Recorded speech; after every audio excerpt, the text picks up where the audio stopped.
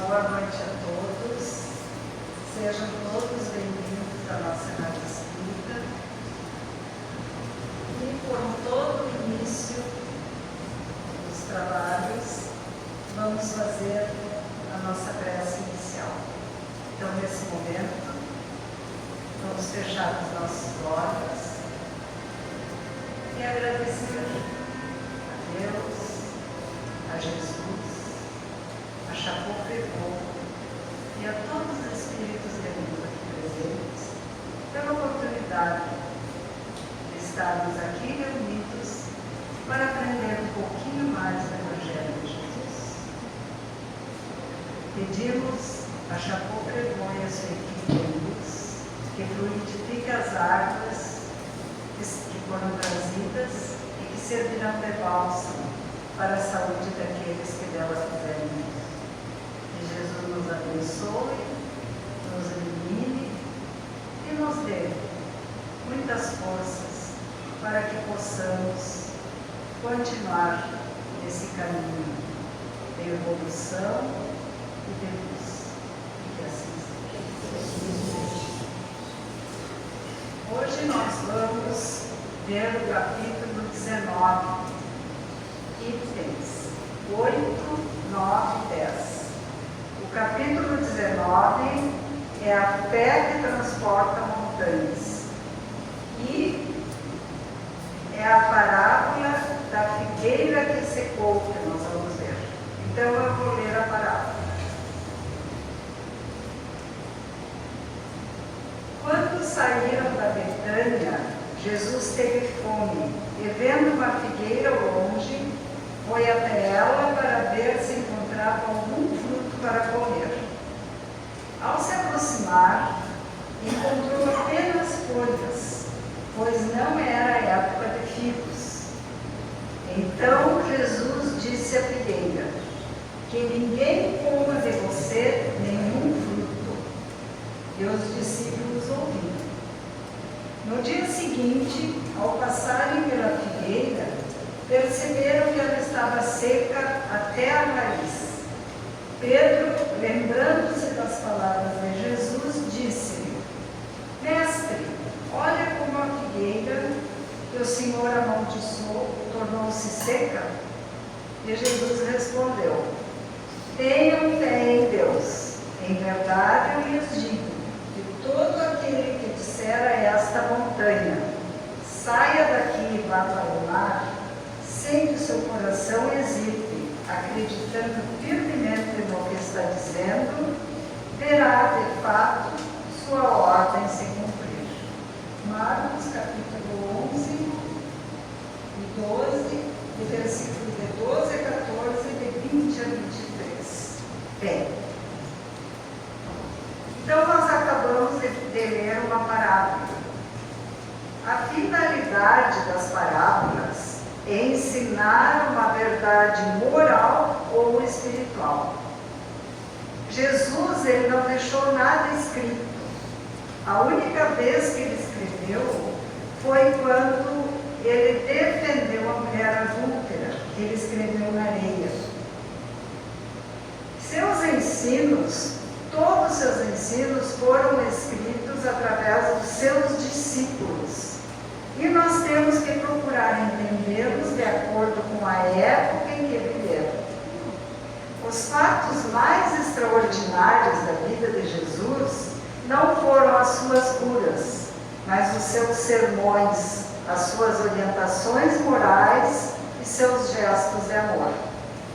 Jesus não amaldiçoaria a figueira e não usaria os seus poderes para matar apenas a fome do corpo. Esse é o item 8. O item 9, ele nos fala das pessoas que só aparentam fazer o bem, de palavras que não têm profundidade e só agradam aos ouvidos, e dos que têm a oportunidade de serem úteis e não são. Representa também todas as utopias, todos os sistemas sem conteúdo e todas as doutrinas sem base sólida. A instituição religiosa, ela também pode ser uma figueira de seca, caso ela não sirva de consolo e amparo aos que a procuram.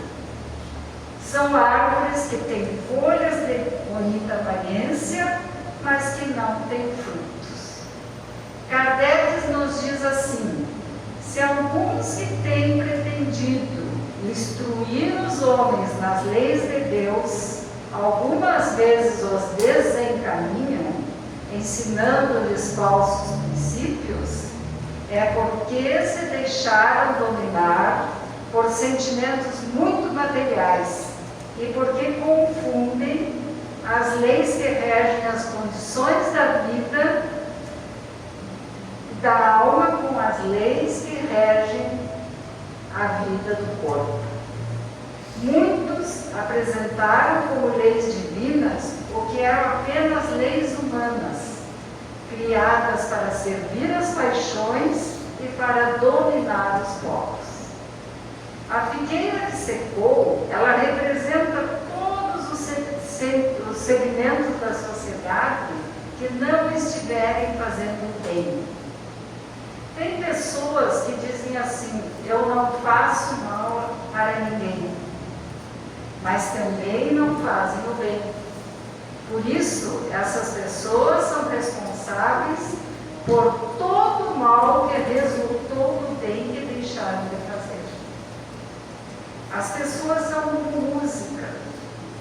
Algumas são poesias e outras são só barulho. Jesus chama a nossa atenção para as boas obras.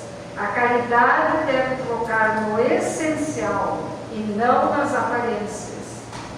Não é uma tarefa fácil, principalmente no mundo onde ainda existe muito egoísmo e orgulho, a valorização do possuir, do aparecer, do ser importante e de sobrepor-se aos demais.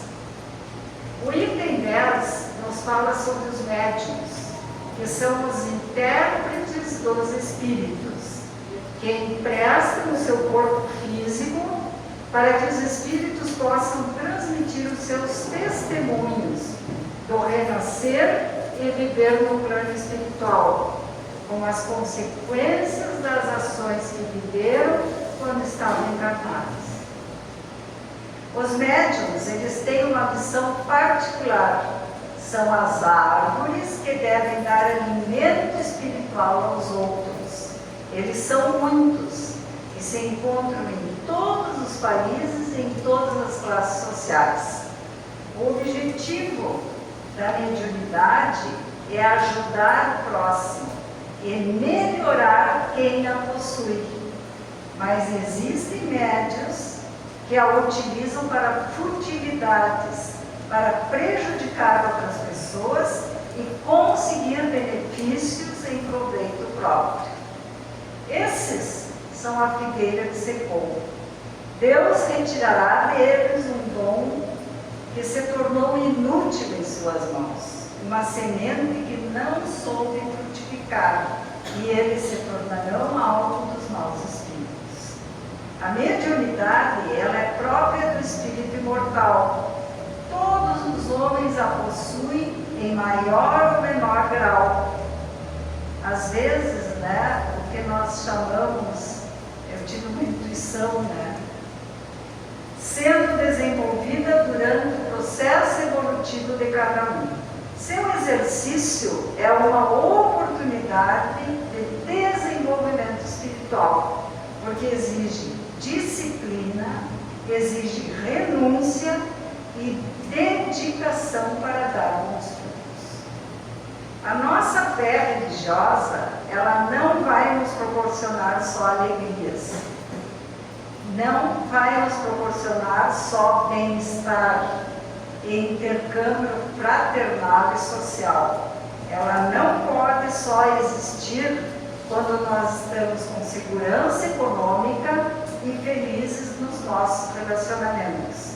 Ela deve encontrar-se fortalecida nos momentos de desafios e dificuldades. dificuldades.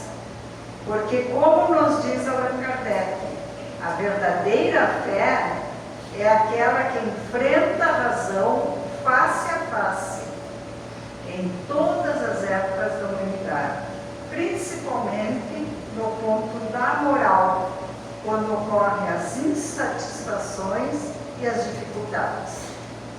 Joana de Ângeles, no livro Atitudes Renovadas, nos diz que ninguém se encontra no meio físico sem a experiência do sofrimento e das boas realizações.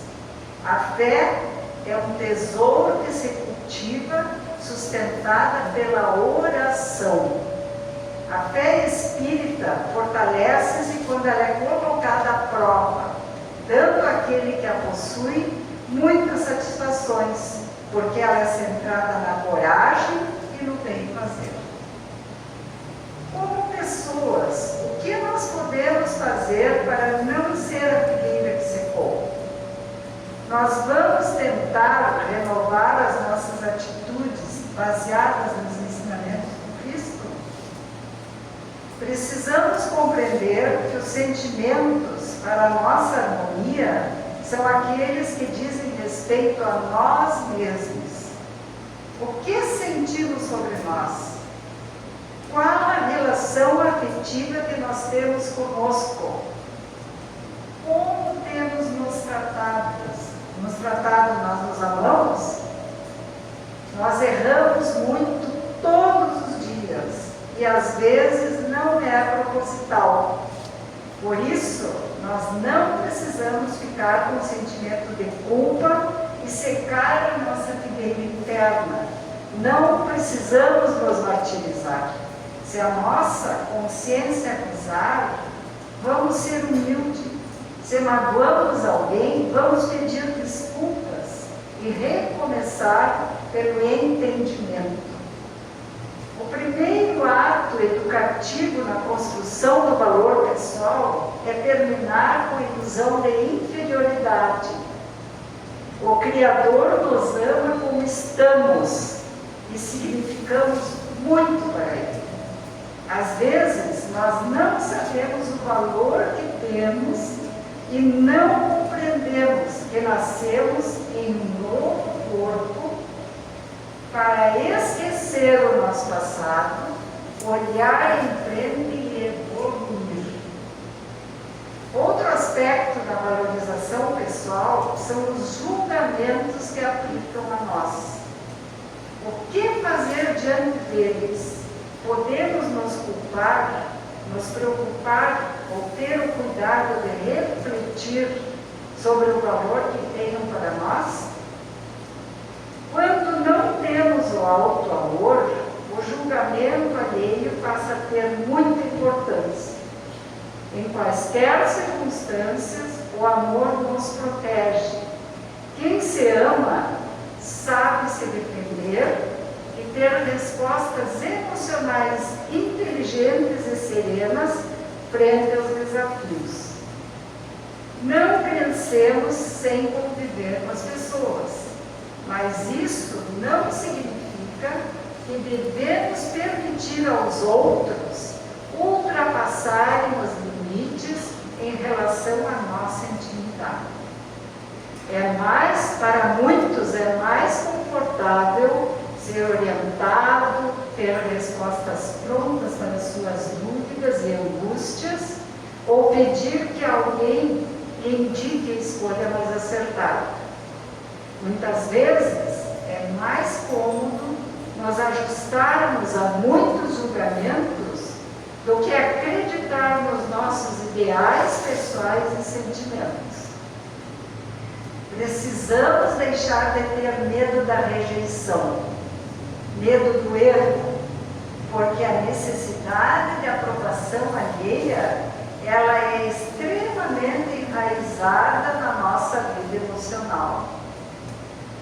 Todas as pessoas e suas ideias a nosso respeito merecem carinho, consideração e respeito, mas não podemos dar aos outros o direito de aprovar ou reprovar os nossos atos.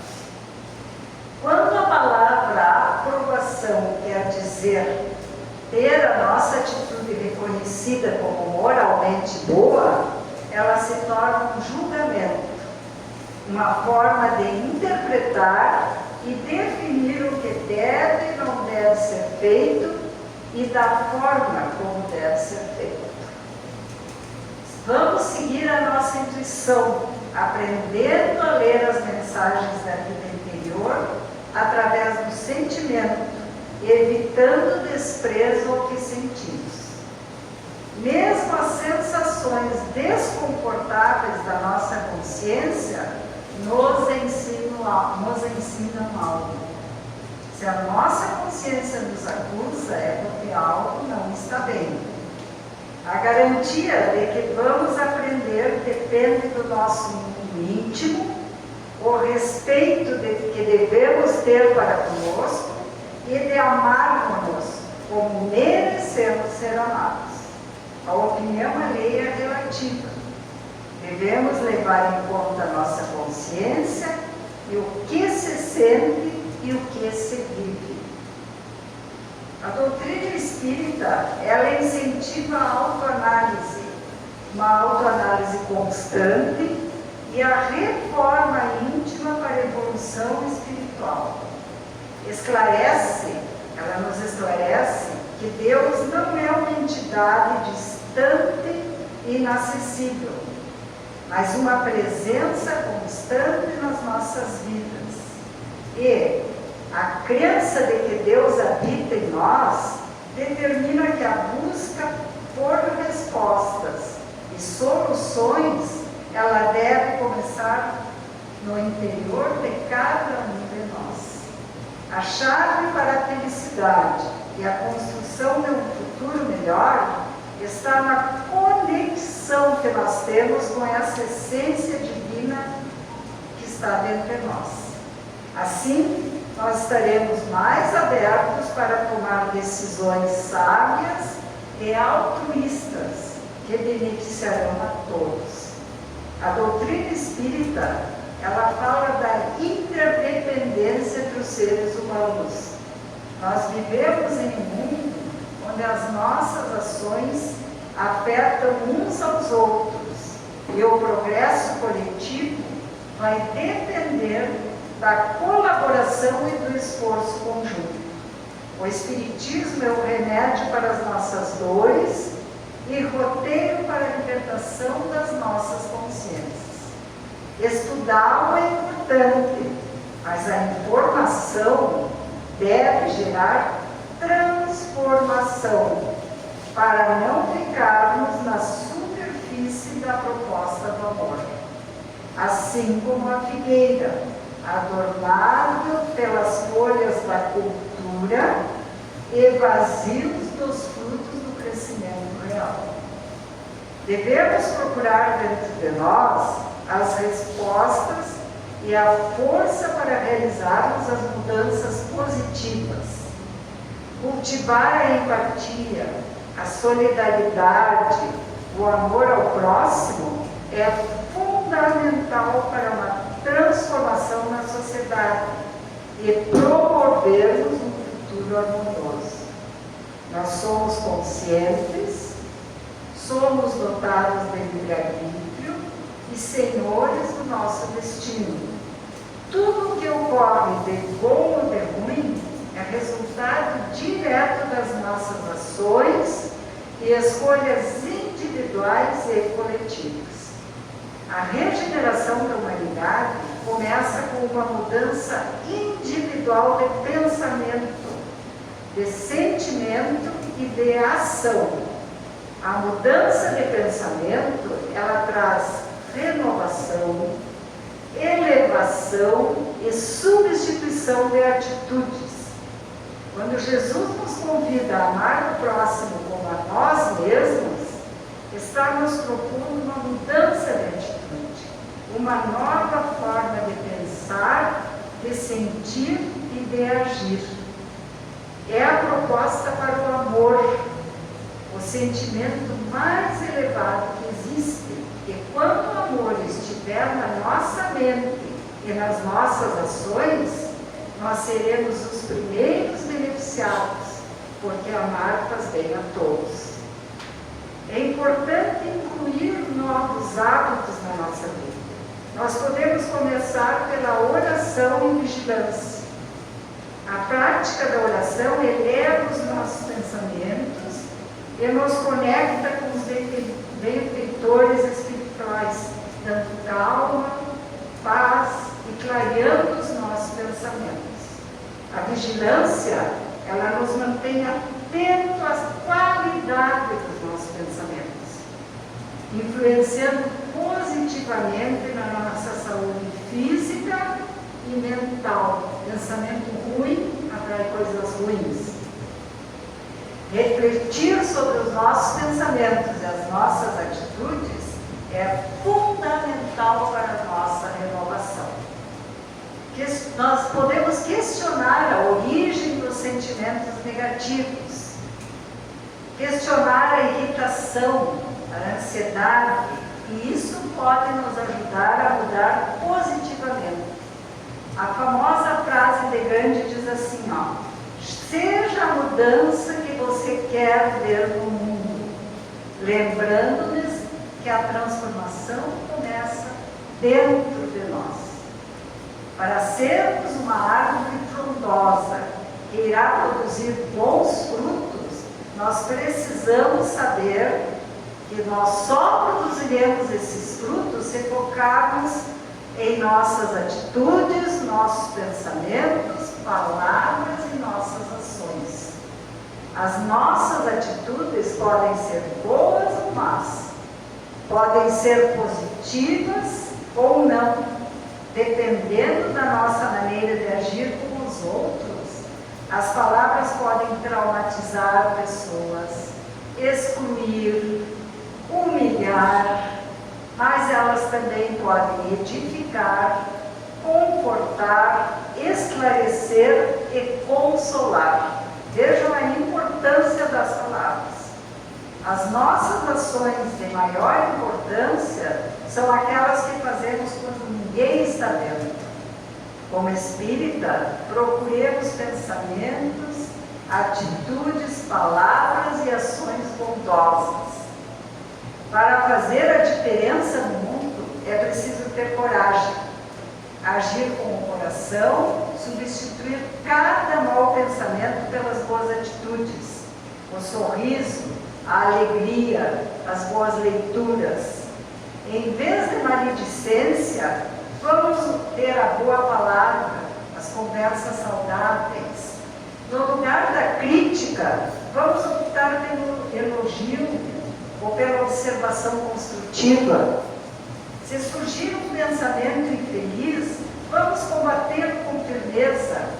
O importante é começar.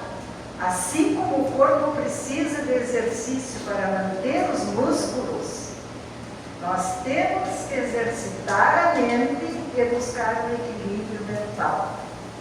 A transformação pessoal através dos pensamentos elevados e atitudes renovadas proporciona uma vida mais harmoniosa e gratificante. Para progredir, não basta reencarnar.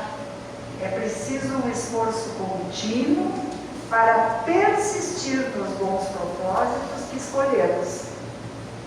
Temos que enfrentar os problemas da vida, transformando-os em oportunidade de crescimento e evolução. Precisamos mudar, ver o modo como nos relacionamos com os desafios, compreendendo que os desafios são as motivações para nos mover em direção à nossa meta. Para isso, nós precisamos de fé e de coragem, ter paz e tranquilidade diante das situações, para buscarmos uma ação equilibrada em busca do nosso sonho. Não podemos desanimar, nós temos que ter aceitação, serenar, meditar, confiar em Deus, decidir e agir com sabedoria. A compreensão gera a aceitação, que produz a força necessária para seguirmos em frente. Às vezes, precisamos desistir de planos e projetos que não sejam mais possíveis. Precisamos desistir dos velhos hábitos, de sentimentos como a mágoa, a revolta, o ódio, o desejo de vingança. É preciso exercitar a paciência para aguardar a solução dos problemas ou o fim do sofrimento. Porque, como dizia Chico Xavier, tudo passa. O desespero e a revolta não vão acelerar o tempo, apenas dificultam o entendimento do que está acontecendo, impedem a resignação, enfraquecem a capacidade de reação e prolongam ainda mais a irritação. A mensagem de Jesus é o roteiro seguro para elevar em nós a capacidade de suportar os desafios e aprender com eles. Não vamos ser como aquela figueira que não dá frutos, que nada produz. Nos momentos mais difíceis, vamos buscar a resignação, no alto amor e na fé as forças para superarmos esses desafios. Vamos confiar e manter a nossa chama acesa. Nós não podemos desistir, nós temos que ter fé, porque quando vier a nova geração, que a gente sabe, né? Que nós vamos passar para uma nova fase, a terra vai florir e se soubermos nos manter no caminho do bem, certamente nós seremos acolhidos para essa seleção. Voltaremos para cá, porque Deus e Jesus nos amam e querem resgatar a todos para a bondade e para o amor. E que assim seja.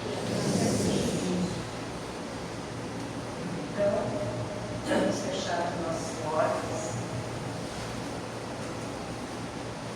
e agradecer por esse estudo e pedir a Deus, a Jesus e a Chapopopô que nos mantenham nesse caminho de luz, sempre buscando a nossa evolução espiritual, que possamos entender esses ensinamentos e ter fé e confiança num futuro de paz, de alegria e de união. E possamos voltar aos nossos lares melhores do que chegamos. Que assim